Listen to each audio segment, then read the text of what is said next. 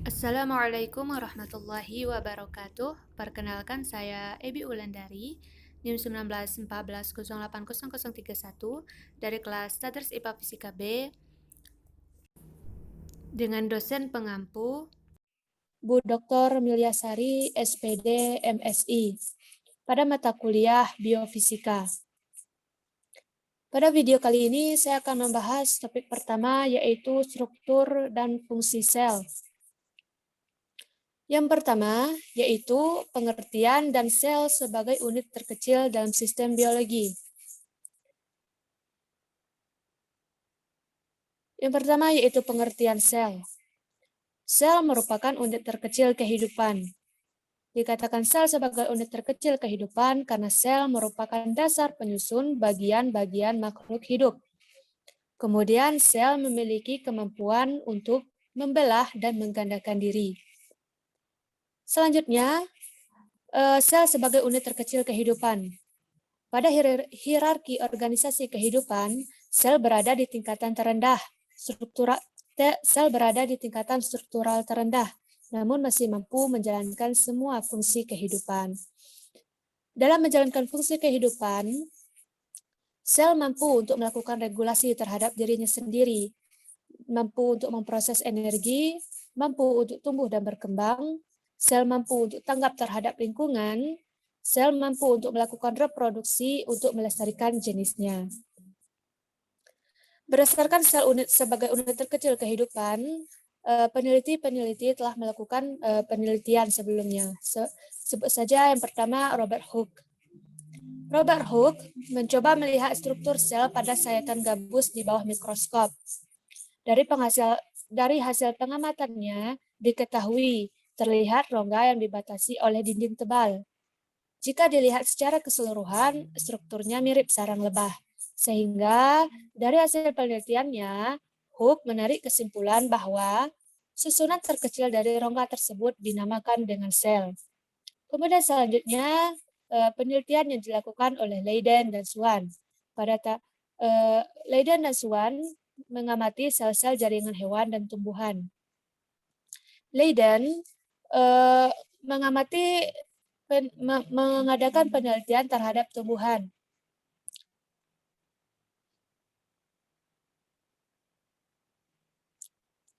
Setelah mengamati tubuh tumbuhan, ia dapati bahwa banyak sel yang tumbuh, sehingga Leiden menarik kesimpulan bahwa satuan terkecil dari tumbuhan tersebut adalah sel. Kemudian Swan juga mengadakan penelitian sama seperti Leiden, namun terhadap hewan. Dan setelah mengamati tubuh hewan, ia melihat bahwa tubuh hewan juga tersusun dari banyak sel. Sehingga Swan menarik kesimpulan bahwa satuan terkecil dari tubuh hewan adalah sel. Berdasarkan penelitian tersebut, Leiden Swan menarik kesimpulan bahwa sel merupakan unit terkecil penyusun makhluk hidup. Dan selanjutnya ada Robert Brown. Robert Brown pada tahun 1881, ia mengamati struktur sel pada jaringan tanaman anggrek. Dan dia melihat benda kecil yang terapung-apung dalam sel dan kemudian diberi nama inti sel atau nukleus. Kemudian berdasarkan analisisnya, diketahui bahwa inti sel selalu terdapat dalam sel hidup dan kehadiran inti sel sangat penting, yaitu untuk mengatur segala proses yang terjadi di dalam sel. Dari penelitian-penelitian yang dilakukan tersebut, diketahuilah bahwa sel memang sebagai unit terkecil makhluk hidup. Dengan teori yang pertama, yaitu sel merupakan unit struktural terkecil. Dikatakan demikian karena sel merupakan penyusun yang mendasar bagi makhluk hidup. Jika ada tumbuhan, hewan yang telah lengkap strukturnya, maka struktur awal yang menyusun tumbuhan dan hewan tersebut adalah sel. Kemudian sel merupakan unit fungsional makhluk hidup, bahwa sel dapat melakukan berbagai proses kehidupan, layaknya manusia, seperti respirasi, reproduksi, ekskresi, sekresi, dan sintesis. Kemudian selanjutnya, sel merupakan unit reproduksi makhluk hidup, bahwa sel dapat menggandakan dan membelah diri. Kemudian selanjutnya, sel merupakan unit hereditas, sel mampu menurunkan pada generasi berikutnya. Selanjutnya kita masuk kepada struktur dan fungsi organel sel. Berdasarkan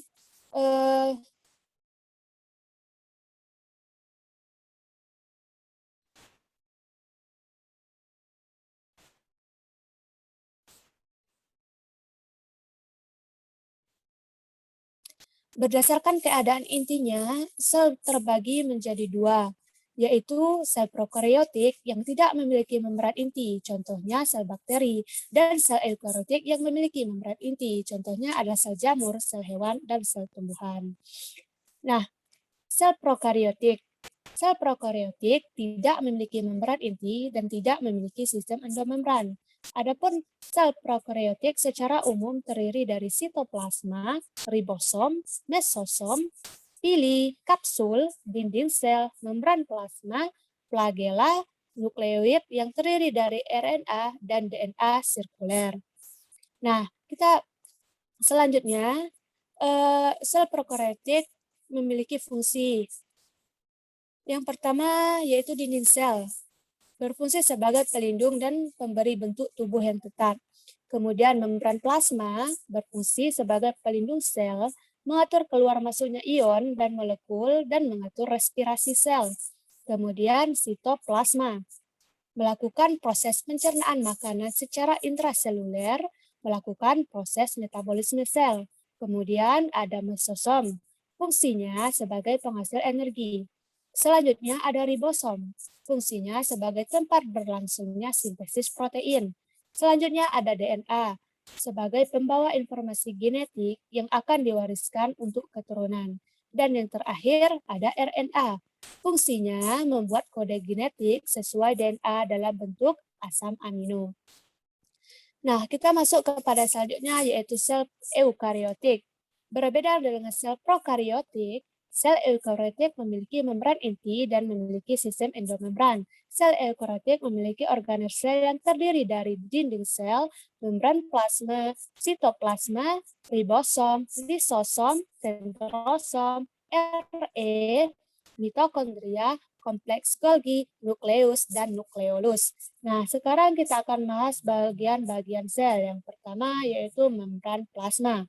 Membran plasma memiliki sifat yang selektif permeabel, yaitu dapat menyeleksi molekul yang masuk ke dalam sel. Membran plasma terdiri atas lipid, protein, dan karbohidrat. Pada membran plasma terdapat fosfolipid bilayer. Fosfolipid terdiri dari lapisan fosfor pada kepala dan lipid pada ekor, berbentuk rangkap dan bersifat fluid atau dapat berubah-ubah bentuk dan posisi. Fosfolipid bilayer terdiri dari dua era, yaitu hidrofilik, yaitu merupakan bagian yang suka kepala yang suka air, dan hidrofobik, yaitu bagian ekor yang tidak suka air. Nah, selain lapisan fosfolipid, pada membran plasma juga terdapat lapisan protein yang terdiri dari protein integral yang merupakan protein yang terdapat pada kedua lapisan fosfolipid yang berfungsi sebagai corong masuknya molekul dari luar sel. Kemudian protein perifer merupakan protein yang hanya terdapat pada satu lapisan fosfolipid saja. Selain itu, membran plasma juga terdapat saluran protein, glikogen, dan kolesterol. Kolesterol pada hewan dan kolesterol pada tumbuhan adalah jenis lemak pada membran sel yang mengurangi fluiditas fosfolipid bilayer. Glikogen adalah gugus karbohidrat yang terdapat pada permukaan membran plasma yang berfungsi sebagai tempat penyimpanan cadangan makanan. Nah, selanjutnya fungsi dari membran plasma secara umum yaitu sebagai untuk melindungi sel. Kemudian untuk mengatur keluar masuknya molekul. Dan yang terakhir, sebagai tempat berlangsungnya reaksi respirasi dan oksidasi. Kemudian organel selanjutnya yaitu sitoplasma. Ini adalah bagian sitoplasma, di mana sitoplasma mampu mengenali dan menghantarkan rangsangan. Kemudian sitoplasma berfungsi sebagai sumber bahan kimia sel dan tempat terjadinya reaksi metabolisme. Dan ada pun komponen utama pertama yaitu ada sitosol, yaitu yang kedua substansi, dan yang ketiga ada sitoskeleton atau sel. Nah, yang dibahas yang menempel yaitu ada nukleus atau inti sel.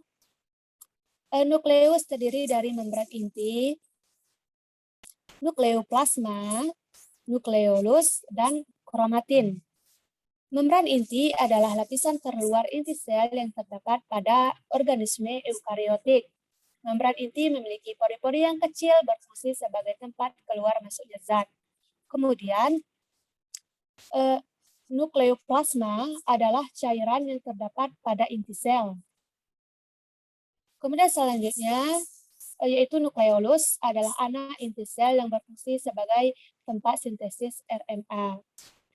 Nah, adapun fungsi secara umum dari nukleus ini yang pertama mengatur pembelahan sel, mengendalikan seluruh kegiatan sel, membawa informasi genetik replikasi DNA. Kemudian selanjutnya ada retikulum endoplasma. RE merupakan penghubung membran inti, ribosom, dan badan Golgi yang berbentuk kantung pipih yang memenuhi sebagian dari sitoplasma. RE ada dua, yaitu ada RE halus dan RE kasar.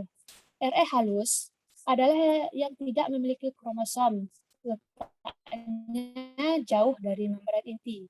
Fungsi RE halus sebagai sintesis lemak untuk hormon, metabolisme karbohidrat, dan penyimpanan kalsium. Nah, RE kasar adalah RE yang memiliki kromosom, letaknya banyak yang dekat dengan membran inti. Dan fungsinya adalah untuk mensintesis protein bersama dengan ribosom.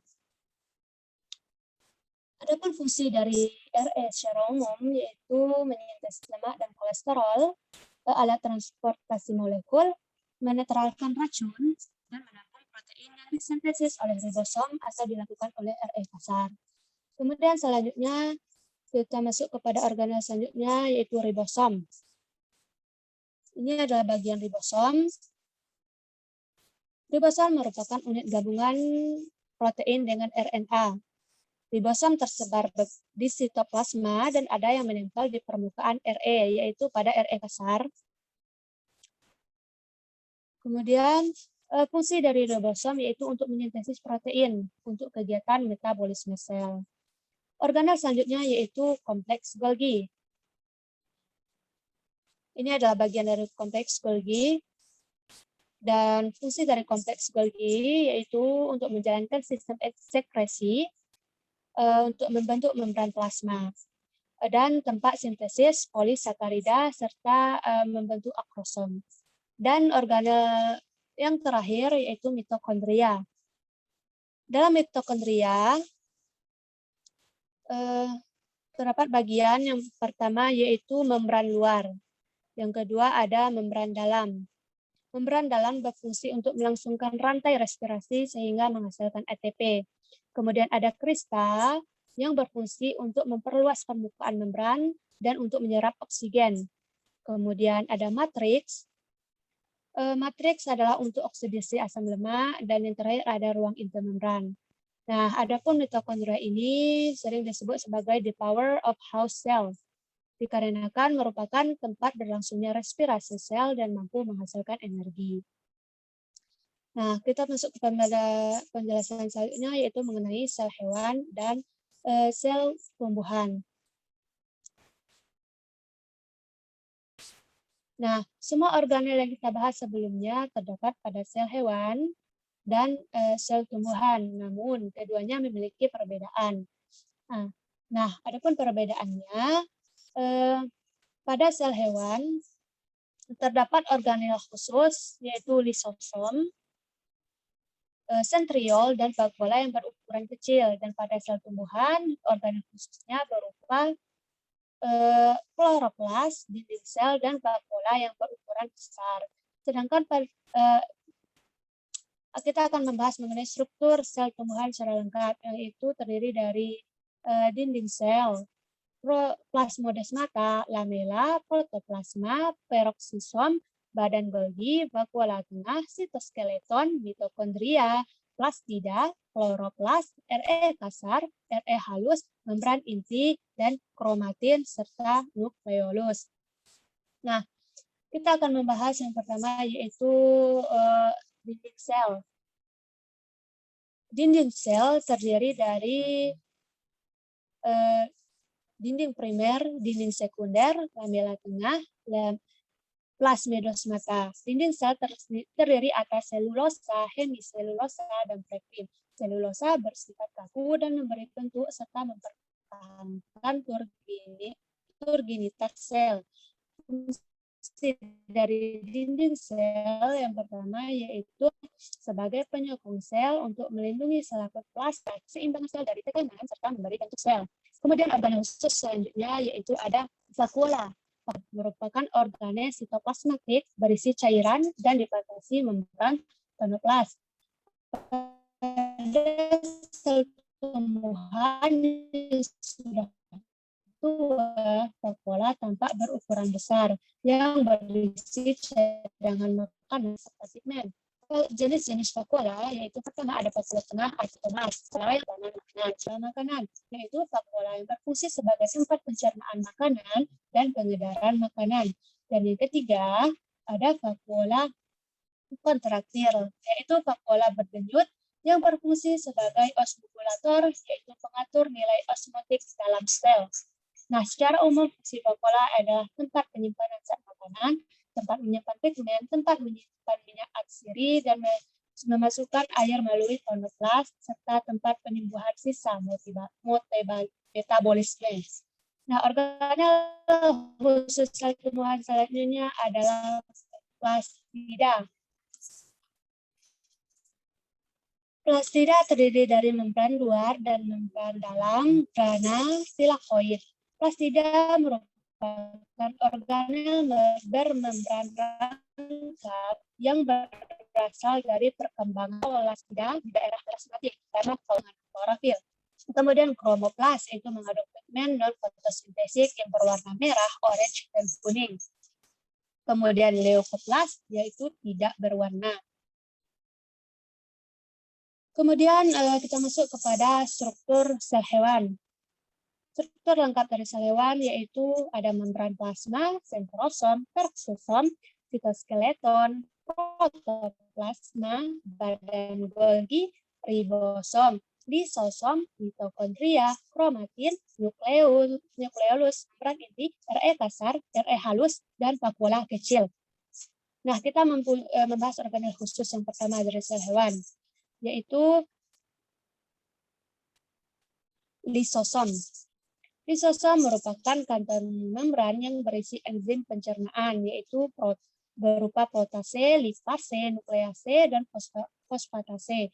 Fungsi lisosom yaitu melakukan pencernaan intrasel, menghancurkan struktur sel yang tidak dikehendaki atau autofagi, membebaskan enzim keluar sel atau eksositosis, kemudian menghancurkan dari sel yang disebut autolisis. Kemudian organel khusus sel hewan selanjutnya yaitu ada sentriol.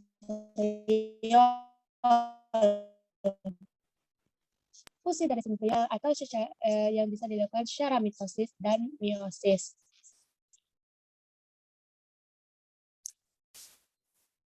Demikianlah pembahasan struktur dan fungsi organel sel. Wassalamualaikum warahmatullahi wabarakatuh.